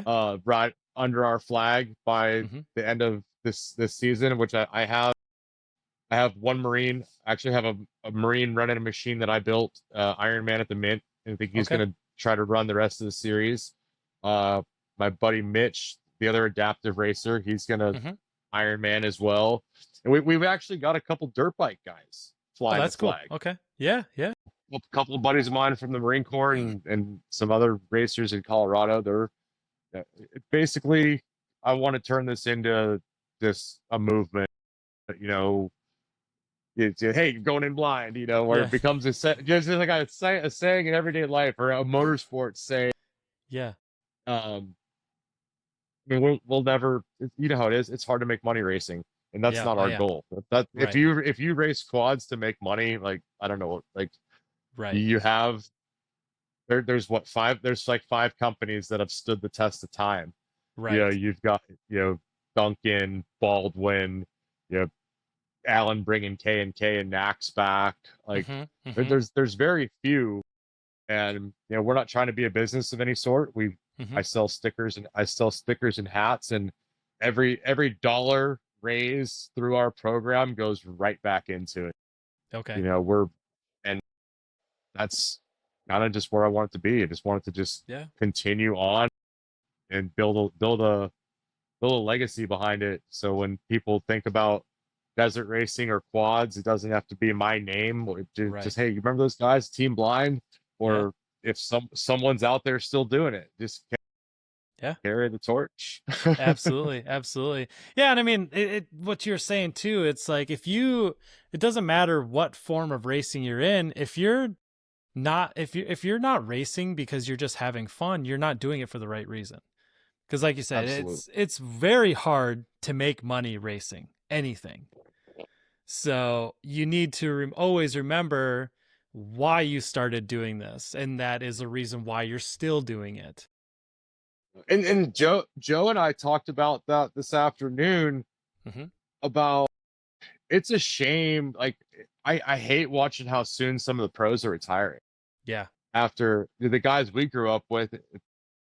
They're they were they in their into their 40s. You know, Right. they raced for 30 years. Yeah. Exactly. And we you get guys that are super fast, and I guess you know, time flies by because Mm-hmm. you didn't really put into perspective how like Janusa and Australia and those guys they were actually in it for quite some time. It just doesn't seem like. Well, yeah, because I mean they're both in their early. Well, I don't even think Janus is 30 yet, but Jeffrey's in his early 30s, and then you've got Chad that just retired and he's in his 40s. You know, granted early 40s, but yeah, I mean both of those guys have been in the pro class for quite some time, over a decade. Mhm. And like you guys are still young, really.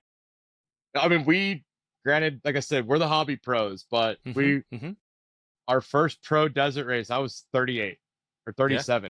Yeah. So, you know, going 18, you know, 16, 17 years old. I had, you know, you had what, till like 20 something to go pro for the most Mm-hmm. part, unless you're Marshall, you Yeah. know, Yeah. Yeah. Exactly. you've got a couple of those guys and Yep. Yep. that are able to stick it out like that. But the time and dedication and like motocross requires a lot of time and training and Absolutely. GNCC. Um, Works was a possibility, still the schedule, but desert Mm-hmm. racing, you can train for that anywhere. Like Yeah. and if you can basically go fast and not have any regard for your own safety, like you could, you could come out and race pro in the desert if, you know, Hey. the, until the big dogs show up, we're the ones that are keeping it going because Yeah. Yeah. if we race the expert class, you know, we're on our fifth Vegas to Reno Mm-hmm. and we would be racing against people who just come out for a bucket list and it's, you know, not fair to some guys that are just kind of come out and do it when you only have three classes. Right. You know what I Right. mean? Yeah. Like if I were to Iron Man, I would probably just Iron Man it in the pro class against the other teams. Like I'm not trying to go out there and win. At that point, it's a Yeah. testament to myself. Yeah. Yeah. And I think, I mean, whether you win or not, just saying that you Ironman that race is the accomplishment.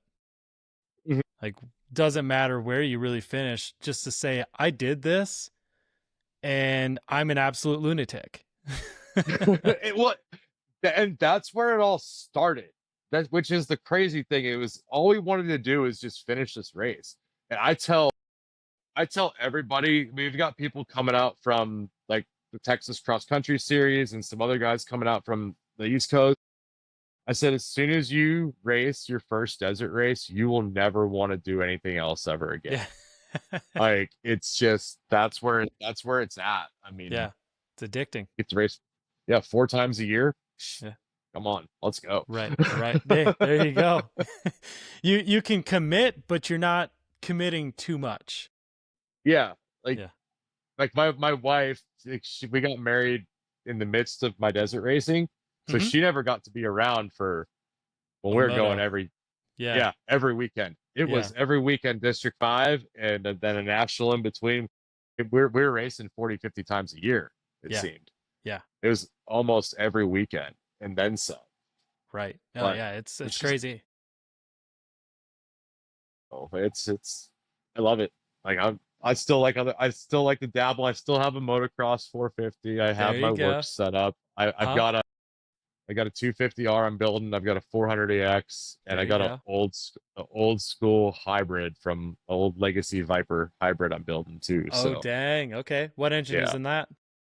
I actually put it's an '05 CRF 450X electric Okay. start Okay. carb I with the mean, and 6 speed. that's a pretty period correct engine. I mean, Yeah, it'd either be like a 426 or an early CRF, you know? I mean, I That's had cool. Leggers. I had the full Legger bikes. I had a Legger Okay. hybrid, 426, and I wish I would have never sold them. So I just started in marketplace deals. Oh, it started as, I bought a 250R frame, and then Yep. Yep. oh, there's a hybrid frame. So all Yeah. the it's something to keep me busy. It's what you, we all build quads. It's fun. Exactly. Exactly. That's the fun of it. Right. Right. Yeah, and I mean is if you've been in this for long enough, like myself, I have 14 four-wheelers and there's more that I want to get. Like one of those if you've been around long enough, like I was saying, there's always going to be more and more machines where like, I always wanted one of these. How can I Yeah. obtain one? But Yep. I don't want to get rid of this because it means something to me. Like Yep. like having one of those old, early 2000s hybrid builds, it's just they're so raw, they're just Yeah. badass, Well, the Viper chassis is what Natalie ran. So Hmm. I'm trying to make it a Natalie replica, Okay. kind of sorta, kind of give it the same kind of look, but a few different things. I put it's got an X engine, so it's electric Yeah. start, and the 450s and the hybrids, and I'm gonna get my ATV safety instructor license and Oh, that's go. awesome. I want to get classes, and then kind of if there's anyone that might show an interest or commitment into Hmm. racing, if they really want to put in the work, hey, we've got a seat. You start out as a pit crew, you Hmm. work your way up, and then now you got a seat on the team, type of That's really thing. cool. So Yeah. Yeah. like a kind of the whole process of Hmm. starting learning and racing. Yeah, yeah. And I mean, that's the other thing too is for ATV racing to survive as a whole, we need to get new riders in. And for you doing that, like you're working on breeding ATV racers. If Yeah. you can get them in, like having interest of just riding the ATV, you can train them. And then obviously I'm sure it'd just be kind of share a little bit of your backstory and what you do if someone's interested and they do well enough in the course, like, hey, let's get you on board here and get you addicted. Yeah. Yep. I mean, we had a kid at the Laughlin race. I think he's graduated high school or about to graduate high school, but he was in the scouts like his whole life. Okay. And he had some sort of, I don't know if it was like a heart murmur or something that disqualified him from the military, but he could Okay. still play sports, race, like nothing wrong. It was just a DQ from the military. Right. So he went his whole life in the scouts, and now all he wanted to do is join the military, but now he Hmm. can't. Right. And he found us on Instagram and was like, just started messaging, just, hey man, like cool, like where can I buy a hat? And turns out he lives right down by the Laughlin course. And Wow. so I'm like, hey buddy, you want to come out and pit crew for us? And I sent him, he has like an old clapped out like '03 CRF dirt bike. Okay. And we sent him a bunch of riding gear and stuff. And That's cool. he came out and pit crewed for us, and texted me like 3 days later. It's like, hey, thanks for letting me come out. That was the best weekend of my life. That's cool. And he just wanted to hang out. So we're gonna try to get him on something at some point. And There you yeah, go. he's like our little brother that like tags along, Yeah. comes in pit crews and hangs out and loves it. And so if we can get more people like that to just get Exactly. involved, even if getting your kid, anyone that's got their kids, it's like get them out of a side by side. Right. Yeah. Get Get them them on a behind real bars. machine. Yeah, Exactly. exactly. Yeah. Yeah. No, because I mean, I feel like you're gonna learn a lot more skills if you get on something with handlebars, you have to, it's not just sitting behind it and learning how to work the throttle and the wheel. If you are on something, a dirt bike, a four-wheeler, something with handlebars, a three-wheeler even, you got to know those same skills, throttle control, clutch control, and your steering inputs and stuff like that. But you also have to learn to move your body around to manipulate the machine as well. So I think becoming a good rider on a four-wheeler or a dirt bike or a three-wheeler, like I said, it's going to give you a lot more skill, as far as feeling, if you're a kid getting into this, or even if you are an adult, once you learn to do a lot of that stuff, I think it makes you a better driver in a car or a truck or whatever as well. Oh yeah, absolutely. I mean, you probably were the same way. Like I was sitting on a phone book driving a 5-speed when I was like 8 Yeah, with exactly. my dad. That's Just out. exactly it. I remember like the first time I had my learner's permit, and we're over there in Pennsylvania, and it snowed. We went out to the mall parking lot, Yeah. and it was just drifting the truck around. And Yeah. same thing if but racing, it's you learn to control stuff. I think Exactly. your dexterity, your response times, just your awareness. So like I'm always like, we driving in the car with my wife. I'm like, you see that? And she's like, what? I'm like, there's like a car flipped over. You know what I mean? Like some people that I'm always Yeah. looking at what's going on Yeah, on the race exactly. course. It's like Right. Yeah. I treat everything like a race course. Sometimes it's a good thing, sometimes it's a bad thing. Yeah. And well, especially if you drive a car that can be fun too, you Yeah. get yelled at a lot. Yep, And yeah, I mean, I think the absolutely. other thing too is you feel, you're not just driving and, I point point the wheels this way to go this. You're also feeling through that seat and through that steering wheel, like what is going on with the vehicle. And especially, someone that works on things and is quite mechanically knowledgeable as well, you're feeling things, you're hearing things as like something's wrong. It's in that corner. It's, could be a wheel Yep. bearing or whatever. Like you can diagnose, and I'm sure you're doing the same thing if you're out on the course too. Like you start feeling something, you're diagnosing what's going on with that Well, four-wheeler. and you're feeling half the time because you can't see shit. Exactly. Yeah, you don't have the time to look down and see what's going on because you Yeah. got to figure out where this man-sized hole coming up is at. That's the same, like the cars and trucks, they got Google Maps, and and a guy, hey, there's a rock in 500 feet. Hey, Right. you need to. They've got race notes. I mean, we can get those, but when am I going to look at them? Like we don't have the books. It's not like Dakar or Right. Yeah, you don't have Baja this where giant thing in front of you. yeah. And we actually started using like the trail text in the Okay. past couple of years, but Yep. I still don't look at it. The only time I Yeah. look at it is to see how fast I'm going, so I don't Okay. get penalized in a speed zone. Okay. Yeah. Which, yeah, it's important too. Yeah. But yeah, I mean, and that's the other thing too is, the truck guys and your two-seater buggy guys, they've got someone else there. They've got gauges monitoring everything on that vehicle. You've got yourself and pretty much what you can feel or what you could possibly put on that trail tech tech gauge. Yeah. We've got either attack and a coolant sensor. That's about Yeah, it. exactly. Is Like it it's like overheating and is it running? yeah. Yep, but John Gland's got that all taken care of for us. Yeah, So there it's you like go. we You don't run got the to worry dual about. fan setup. We've got the single big fan. Okay. I mean, we've had to. Sometimes when you're going that fast, you don't really need it sometimes, but Yeah. it's It's the still stuff it's still the hot. stuff he has for our brakes, the stuff he has for our brake setup is Yes. that Yeah. stuff's gnarly.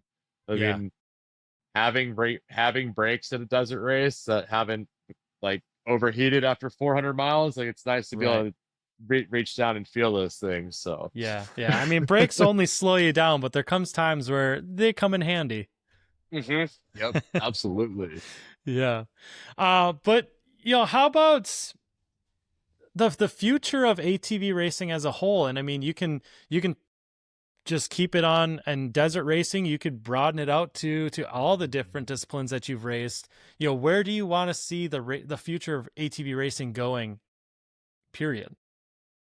I would love to see 2008 happen again with like, Oh, we had we had 9 450s, something like yeah, that. exactly. Everybody making one. Yeah. Yeah. GNCC, that's where the money's at. We all know that. Like those Right. guys, they get the Yeah. exposure.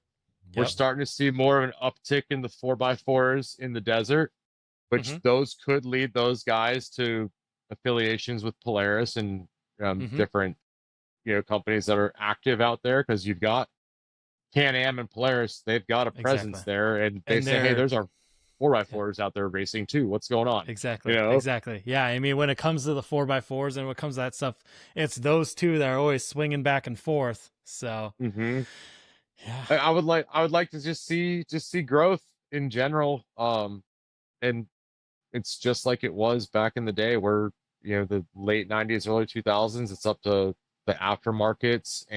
and like luckily there's guys like you that are there's more media publications that are coming around and keeping it Right. active. And I think a Yeah. lot of the, I'm not going to call it reputation or what of like old content, but I think that's drawing in people. Mm-hmm. You Mm-hmm. see Wes, reposting a bunch of the Huevos stuff. Right. Yeah. Granted, I always comment and give him shit about the AI generated captions. It's just like Right. I've Yeah. mentioned it. I've said it something to him at like a couple other races. He just Yeah. laughs. Yeah. But like that's drawn people's attention, or it's getting their attention again. Mm-hmm. It's like you hear one of those songs from ATV Off Road Fury or Huevos 2. Oh, what was Right. that? And then you start watching it. Well, then you start following pages. Then you Exactly. see Four Wheel Frenzy. Then you see all the podcasts and the stuff. So I think Yeah. we're getting old people, like older old school guys, back into it, and I think through that we're starting to maybe get some new blood where people are Mm-hmm. taking notice and wanting to get involved, and hey, asking their dad, hey, what's all this stuff, or Right. Right. it's Yeah, because it's exactly like what you said. I mean, not only is it the aftermarkets that is working on keeping this alive at this point, but it's us. Like we have to do it ourselves. And yourself with what you're doing with Team Blind, you're bringing awareness to the ATV racing by doing something else that's good, and you're just doing it because you've been involved with ATVs for so long, and it's just something you love. And that's the same thing like with this podcast. I just love ATVs. I love ATV mm-hmm, racing. I've turned yep. ATVs into my career. And as I think everybody has found out by this podcast by now, I can talk about ATVs all day long and not get winded. So why Yep. not do something like this where I can talk to people like yourself and a lot of these other legends and people that are keeping the sport alive, and just get them on here, talk about their stories and why they do this, and hopefully someone else sees these and goes, dang, this seems really cool, this person seems really cool, I want to try this, and now they're addicted as well, because Yeah, the and the that's bug bit all of us. yep, and that's what happened with our team. My buddy Nick, he's racing on our team. He saw us on Lenny's podcast, and I said, "Hey, reach out." So he's like, "Hey, man, I saw like what you guys are doing. How can I help?" And I said, "Do you want to come?" I said, "Do you want to come pit crew?"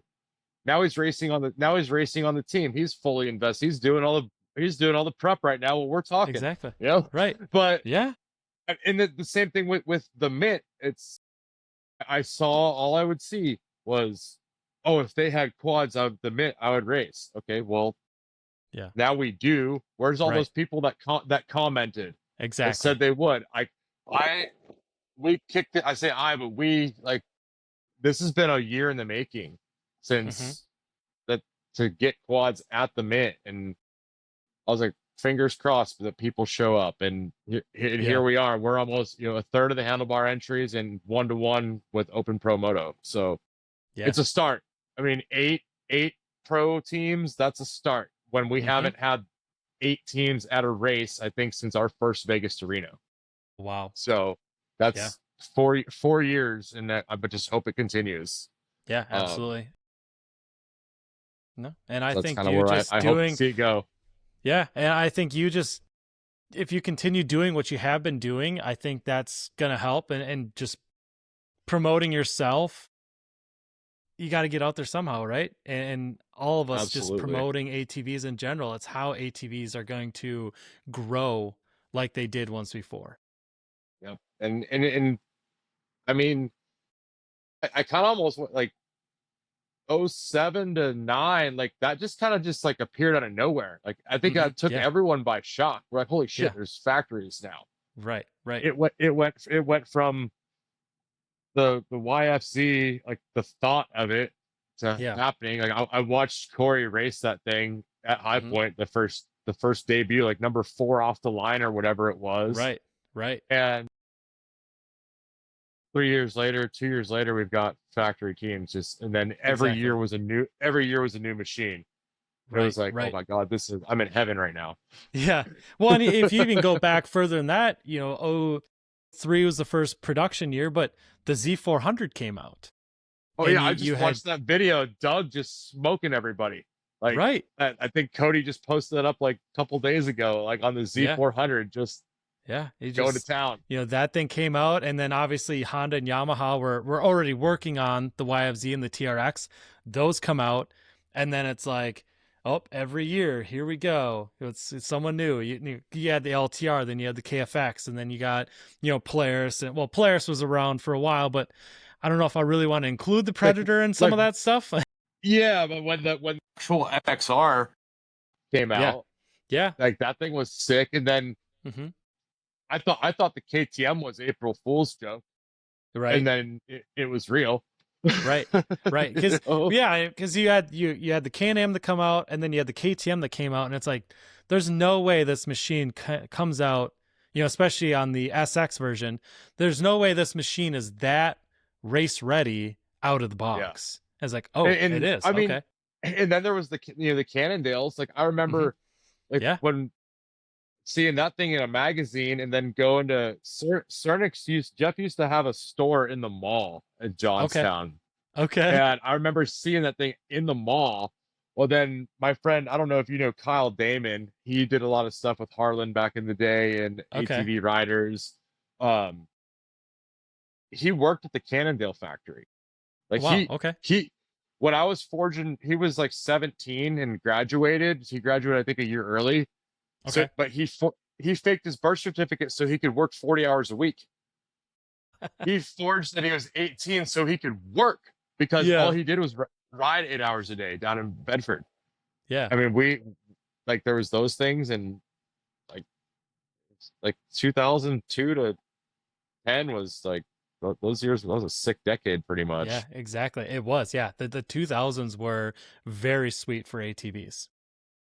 And And hopefully we get it back in some yeah. way, shape, or form. I mean, Right, there's right. And I mean, obviously I've got my fingers crossed on this KO 300 kind of. I mean, I've heard some very good things of those already.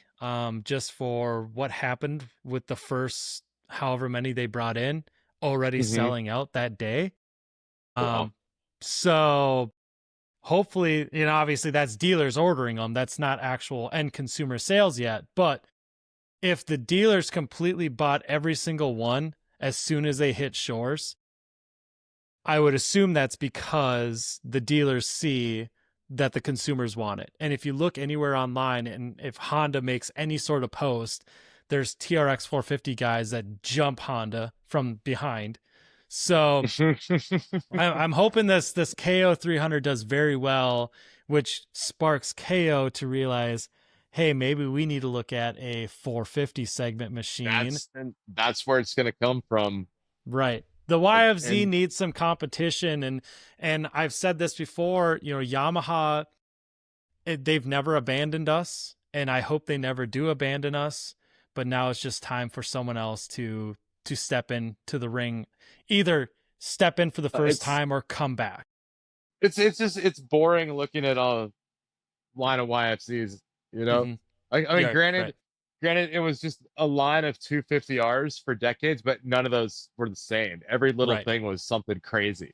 Yeah. You Yeah. know, Yeah. And I mean, like I love my YFZs. I've got I have two of them now. I built my wife one, and I'm working on building another one to build myself a woods machine. But I bought my what is my race machine.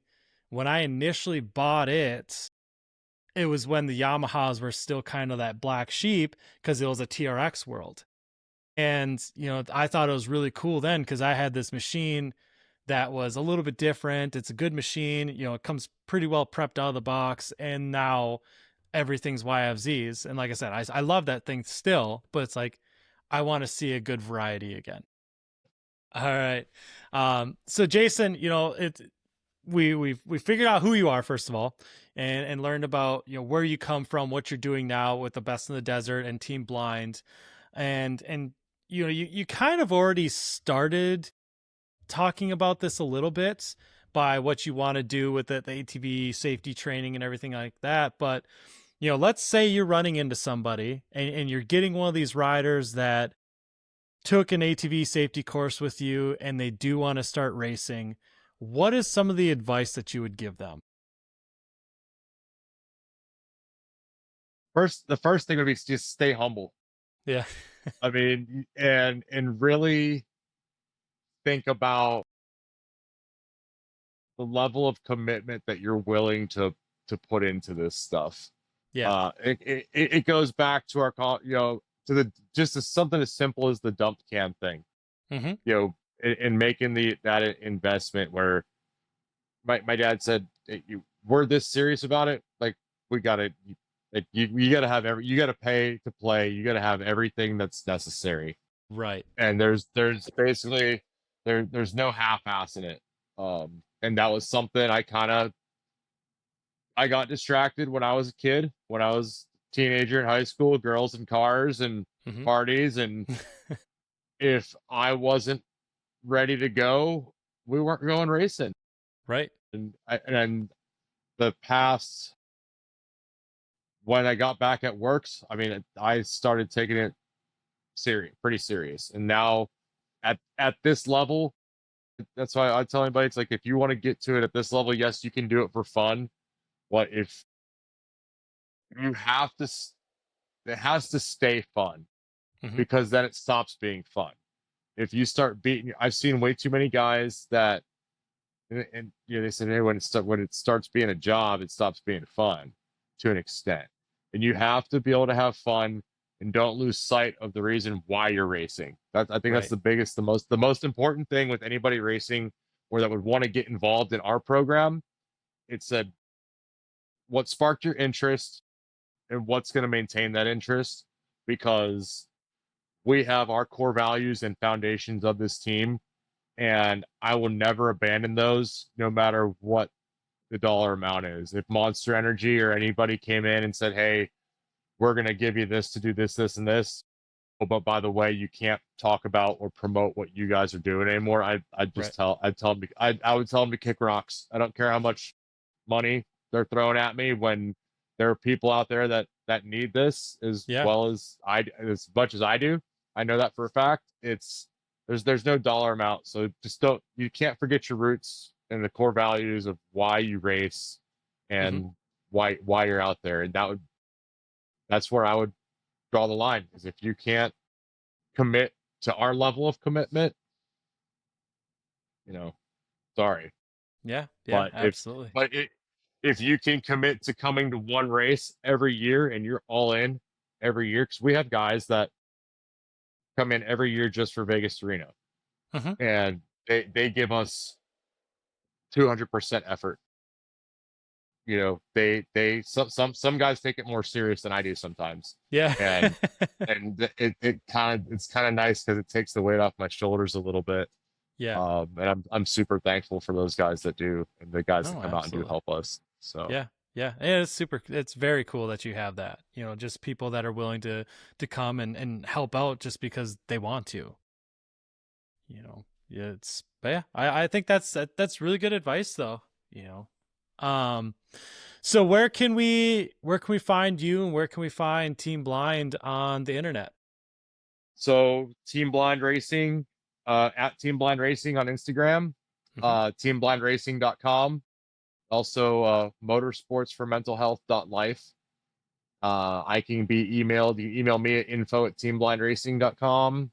Matchbook Nomad is my personal account. I run the Team Blind account, and sometimes I forget which one I'm on. So people get messages from one that kind of wonder what's going on or who that is.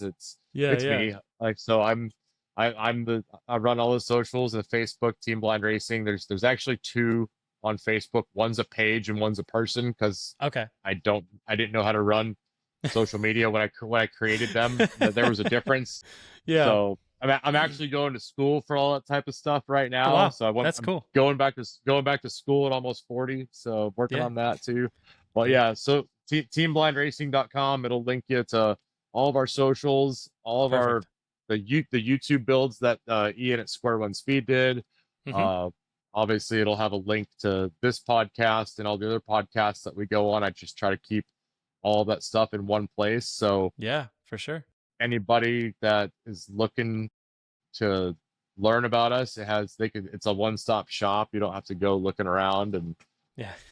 um yeah, or if you just Google me and Jason Zittel ATV, a whole bunch of stuff. You can Yeah. dig back into some of the old stuff. A So lot of the stuff. Yeah. ATV scene days and Right. EX riders. But yeah, we're Right. everywhere. And For sure. drop me a line in the comments or whatever. I give out my phone number like candy. Like if anybody wants to get a hold of me, that's part of the thing. With the program, I'm pretty much available 24 hours a day. So it's like if someone has a bad day or just needs needs to talk about something, hey, I'm your guy. Yeah. Right on. That's what this program is built on. Perfect. Well, I'll also post links down in the show notes and stuff like that. I'm not going to post your phone number in there. You can give that out. Um, Yeah. but then I guess before we go, real quick, is there anyone else that you want to give a shout out to? Uh, my teammates Nick Allred and Rob Sheen, Ian Seymour at Square One Speed, Lenny Duncan, Joe Toll, John Pellin. I mean, honestly, I would not be nearly anywhere that I'm at today without John Pellin. With him giving me a shot with ATV Scene decades ago. Uh, John Glenn, just everybody. We all know Larry from DP, and just all of those guys. I actually got to meet Larry in person for the first time up in Oh, Sturgis a well. few weeks ago.